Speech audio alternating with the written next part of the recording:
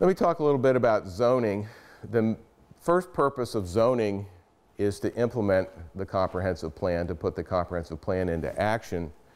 And zoning traditionally separates conflicting land uses. That's the original purpose of zoning as it was upheld by the U.S. Supreme Court way back in 1928.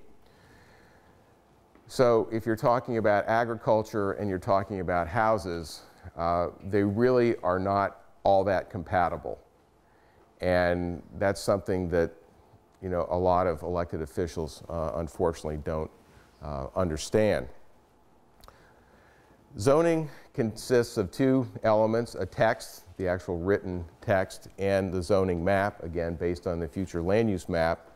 And the zoning text will describe the various zoning districts: R1 single family, R2 multifamily, A1 agriculture, C1 commercial, that sort of thing.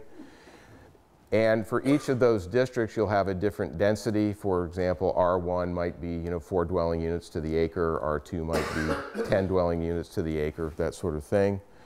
It will also talk about limits to building height, setbacks of buildings from property lines, and how much of a property you can actually cover in buildings, known as lot coverage.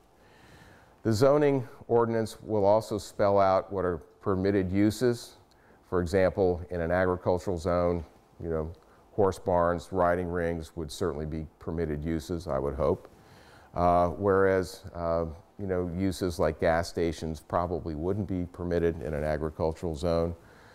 Special exceptions are uses that you want to allow according to certain standards. Most common affecting the horse industry would be maybe the number of employees from off the property that you can have. It might be limited to 5, might be limited to 7, something like that.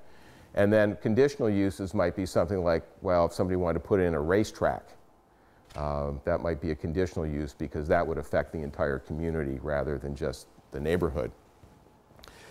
Finally, let me say something about zoning and private property rights and what a taking is. And this is certainly a very hot issue all across the United States. When you own property in the United States, what you really own is a bundle of rights to that property: water rights, mineral rights, air rights, and you also have the right to develop the property.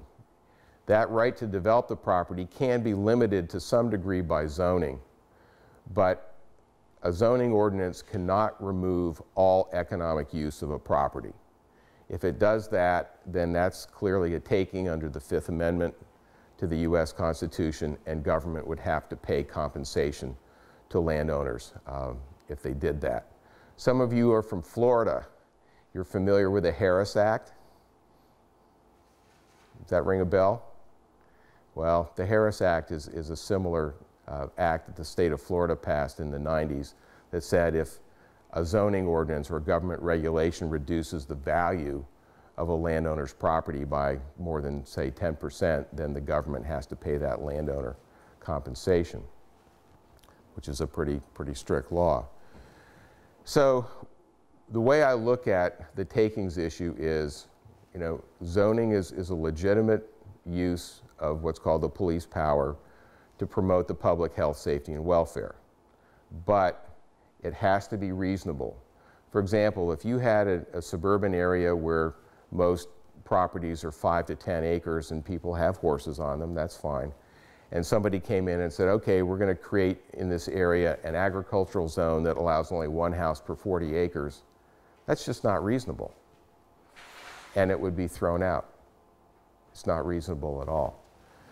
So again, zoning is legitimate, but it has to be reasonable, and you do have a right to develop your land.